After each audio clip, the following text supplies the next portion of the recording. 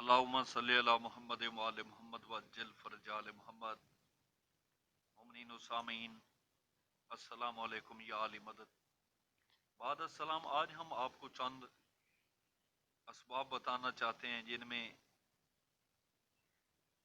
سب سے پہلا سبب جو ہے کہ حجر اسود اسی رکن میں کیوں نصب ہے، کسی دوسرے رکن میں نصب نہیں ہے، اس جگہ پر نصب ہونے کی وجہ آپ کو بتانا چاہتے ہیں۔ Hey اس کے there. علاوہ جتنے بھی حاجی Subscribe to my صاحبان یا channel عمرہ کرنے والے and also صاحبان press this bell icon. مکہ معظمہ پاک جاتے ہیں تو حجر اسود کا بوسہ کیوں دیتے ہیں، اس بوسہ دینے کی وجہ آپ کو بتانا چاہتے ہیں۔ اس کے علاوہ جنت سے اس کو آدم علیہ السلام پر کیوں اتارا گیا، اور تمام عہد و میثاق جو وہاں پر لیا گیا تھا وہ اس میں کیوں رکھا گیا ہے، تو آج ہم آپ کو بتانا چاہتے ہیں۔ تو اس کا سلسلہ روایت کچھ یوں ہے کہ ابی سعید کمات کہتے ہیں کہ میں نے بکر بن آیون سے، اور بکر بن آیون کہتے ہیں کہ ایک مرتبہ میں نے امام صادق علیہ السلام سے دریافت کیا کہ اللہ تعالیٰ نے حجر اسود کو اس رکن میں کیوں رکھا ہے جہاں وہ اس وقت موجود ہے اور کسی دوسرے رکن میں نہیں رکھا گیا، اور کیا سبب ہے کہ اس کو بوسہ کیوں دیا جاتا ہے، اور اس کو جناب آدم علیہ السلام پر جنت سے کیوں اتارا گیا، اور کیا سبب ہے کہ تمام بندوں کا عہد و میثاق اس میں رکھا گیا ہے، کسی اور چیز میں نہیں رکھا گیا، یا اور کسی رکن میں نہیں رکھا گیا، یا اور کسی ہستی کو اس کا امین نہیں بنایا گیا۔ میں آپ پر قربان جاؤں اے میرے مولا کل، میں ان مسائل کی وجہ سے میرا دل و دماغ کافی الجھنوں میں اٹکا ہوا ہے۔ راوی کا بیان ہے کہ امام علیہ السلام نے فرمایا کہ اے بندہ خدا، تم نے ان مسائل میں سوچ سوچ کر اپنے آپ کو مشکل میں ڈال لیا ہے۔ اچھا ذرا سنو اور سمجھو اور دل سے ان تمام الجھنوں کو نکال دو۔ انشاءاللہ میں تم کو بتاتا ہوں ان تمام مسائل کے اسباب۔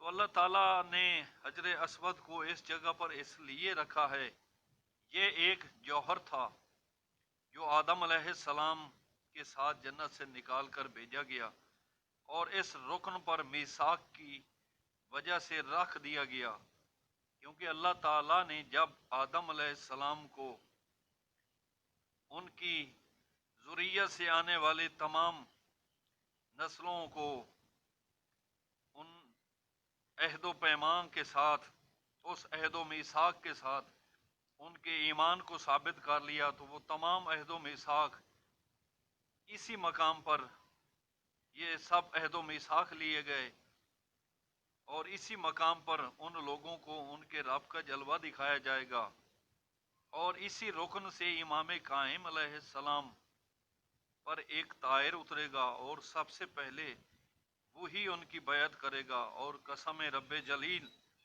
وہ طائر جو اترے گا وہ جناب جبرائیل علیہ السلام ہوں گے، اور اسی مقام پر امام قائم اپنی پشت سے ٹیک لگائے کھڑے ہوں گے، اور یہی ان کے قائم ہونے کی دلیل اور حجت ہوگی، اور یہی حجر اسود ان کا گواہ ہوگا اس شخص کا جو یہاں آئے گا، اور گواہ ہوگا اس عہد و میثاق کی ادائیگی کا جو اللہ تعالیٰ نے اپنے بندوں سے لیا ہے۔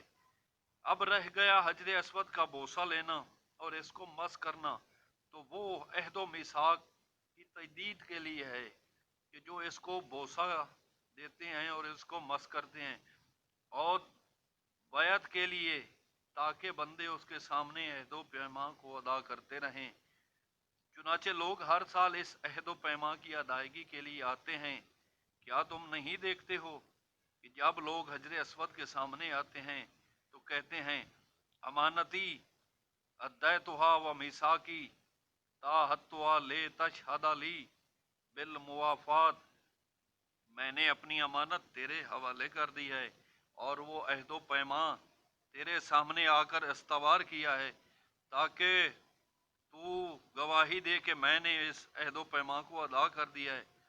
مگر خدا کی قسم وہ پیمان ہمارے ماننے والے ہمارے ساتھ मवद्दत रखने वाले, हमारी मार्फत रखने वाले ही अदा करते हैं, कोई दूसरा नहीं। और इस अहद पैमा का तहफ़्फ़ुज़ भी हमारे मानने वालों ने ही किया है, कोई दूसरा नहीं। हमारी अकीदत रखने वाले 12-14 मासूमीन अलैहिमुस्सलातु वस्सलाम के मानने वाले जब इसके पास आते हैं तो वो इन लोगों को पहचान लेता है और उनकी तस्दीक करता है, और जब अगियार आते हैं तो इनको पहचानने से इनकार कर देता है और उनकी तकजीब करता है। और ये इसलिए कि तुम लोगों के सिवा किसी ने भी इसके साथ मोहब्बत नहीं बरती, इसका लिहाज व ताज़ीम व तकरीम नहीं किया और इसकी हिफाजत नहीं की। बस खुदा की कसम, वो तुम लोगों के मुवाफिक और उन लोगों के मुखालिफ उनकी बेवफाई और इनकार व कुफ्र की गवाही देगा, और वही अल्लाह की तरफ से क़यामत के दिन इन लोगों के खिलाफ हुज्जत बनेगा। जब वो अपनी पहली शक्ल में आएगा तो उसकी बोलने वाली ज़बान होगी और आंखें भी होंगी, और सब लोग उसकी ज़ात को पहचानेंगे, कोई इनकार नहीं कर सकेगा। और जिसने उसके पास आकर अपने अहदो पैमान की तजदीद की और उसकी हिफाजत भी की, उस पर कायम रहेगा, वो उसकी गवाही भी देगा। और जिसने उस अहदो मीसाक से इनकार किया और उसे भुला दिया और कुफ्र इख्तियार किया, उसकी भी गवाही देगा। अब रह गई ये बात कि अल्लाह ताला ने इसको जन्नत से क्यों निकाला और आदम अलैहिस्सलाम के साथ क्यों नाजिल किया। तो क्या तुम्हें मालूम है कि ये हजर अस्वद क्या है? मैंने अर्ज की, मौला मैं इतना इल्म नहीं रखता हूँ। आप अलैहिस्सलाम ने फरमाया कि है बंदा खुदा सुन, ये एक फरिश्ता था। ये हजर अस्वद जिसको तुम देख रहे हो, ये एक मलक मुकर्रब था और अल्लाह ताला के नज़दीक इसका शुमार अजीम फरिश्तों में था। जब अल्लाह ताला ने फरिश्तों से अहदो मीसाक लिया, सबसे पहले वही अल्लाह पर ईमान लाया और इसी ने सबसे पहले उसकी रबूबियत का इकरार किया।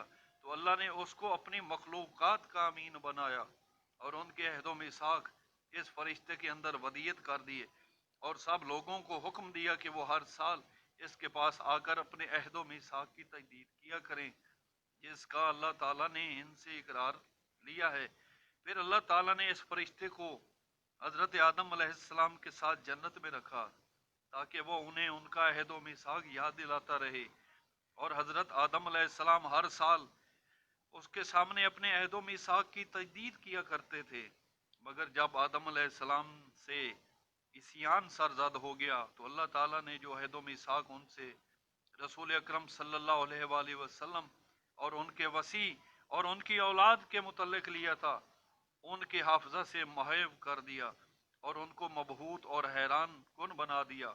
और जब अल्लाह ताला ने हज़रत आदम अलैहिस्सलाम की तौबा कबूल की तो इस फरिश्ते को एक सफ़ेद मोती की शक्ल में तब्दील कर दिया और इसे जन्नत से निकाल कर आदम अलैहिस्सलाम के पास भेजा। हज़रत आदम अलैहिस्सलाम उस वक्त सरजमीन हिंद में थे। जब आदम अलैहिस्सलाम ने इसको देखा तो इससे बहुत उन्स हुआ, मगर वो इसको ना पहचाने। लेकिन इस जौहर अजीम ने उनसे कहा, और इस जौहर अजीम को अल्लाह पाक ने कुव्वत गुआई दी, बोलने की ताकत दी, और कहा कि आए आदम तूने मुझे नहीं पहचाना? तो आदम अलैहिस्सलाम ने कहा नहीं। उसने कहा इसका मतलब है कि तुम पर शैतान गालिब आ गया है, उसने तुमसे अल्लाह के जिक्र को बुला दिया है। फिर उसने अपनी सूरत बदली और उस शक्ल में आ गया जिस शक्ल में वो जन्नत के अंदर आदम अलैहिस्सलाम के साथ रहा करता था। और आदम अलैहिस्सलाम इसके सामने आकर अपने अहदो पैमा की तजदीद किया करते थे। तो इस फरिश्ता मुकर्रब ने कहा, तुम्हारा वो अहद वो मिसाक कहाँ है? ये सुनकर हज़रत आदम अलैहिस्सलाम रोए और उस पर झपटे और उन्हें अपना मिसाक याद आ गया और रोते हुए झुक पड़े और बोसा दिया और अहदो मिसाक की तजदीद की। तो ये जो बोसा दिया और अहदो मिसाक की तजदीद की और मस किया और सीने से लगाया, ये है आदम अलैहिस्सलाम की सुन्नत। और इसी सुन्नत के मुताबिक हम आज भी उसको बोसा देते हैं और इकरार करते हैं और उसकी ताज़ीम व तकरीम करते हैं। इसके बाद अल्लाह ताला ने उसको पत्थर के जौहर में सफ़ेद और चमकदार मोती की शक्ल में बदल दिया। हज़रत आदम अलैहिस्सलाम ने اس کی عظمت و جلالت کو دیکھتے ہوئے اس کو اپنے کاندھے پر اٹھایا، اور جب وہ تھک جاتے تو اسے حضرت جبرائیل علیہ السلام اٹھاتے تھے، یہاں تک کہ اس کو لے کر مکہ پہنچے، اور مکہ میں مسلسل اس سے موافقت رکھتے، دن رات اپنے اقرار و میثاق کی اس کے سامنے تجدید کرتے۔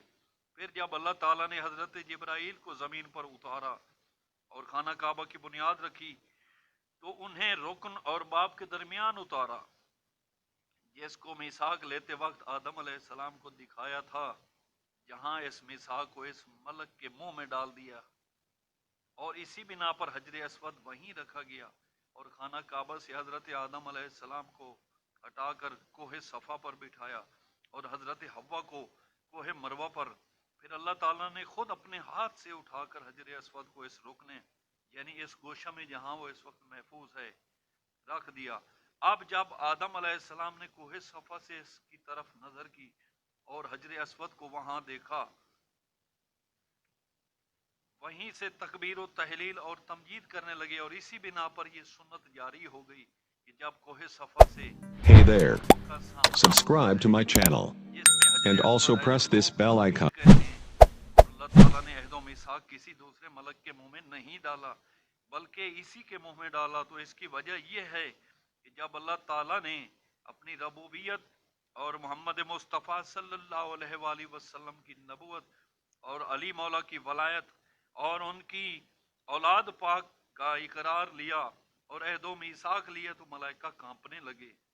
سب سے پہلے جس ملک نے اس اقرار کا سلسلہ اپنے زبان پر جاری کیا، وہ یہی ملک مقرب تھا، جس کو آج ہم حجر اسود کہتے ہیں، اور ملائکہ میں سے کوئی ملک بھی اس سے زیادہ محمد و آل محمد کا محب و دوست دار نہیں ہے۔ اسی لیے اللہ تعالیٰ نے اس کو تمام ملائکہ میں منتخب فرمایا اور عہد و پیما اس کے منہ میں رکھ دیا، اور وہ قیامت کے دن زندہ ہوگا، اس کی بولتی ہوئی زبان اور دیکھتی ہوئی آنکھ ہوگی، تاکہ شہادت دے ہر اس شخص کی جو یہاں آیا، آ کر اسے ملا اور اس میثاق کی حفاظت کی۔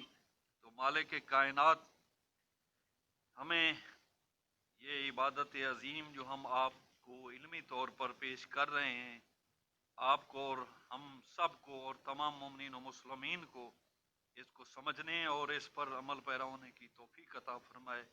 ہمارے اس علمی تقاضے کو اگر آپ سمجھتے ہیں کہ جو واقعی محمد و آل محمد کے فرامین سے مصدق اور محقق مزاجی کے ساتھ ہم پیش کر رہے ہیں، اگر آپ کو پسند آئے تو ہمارے چینل کو سبسکرائب کریں، اپنا خیال رکھیں، ہمیں اپنی دعاؤں میں یاد رکھیں۔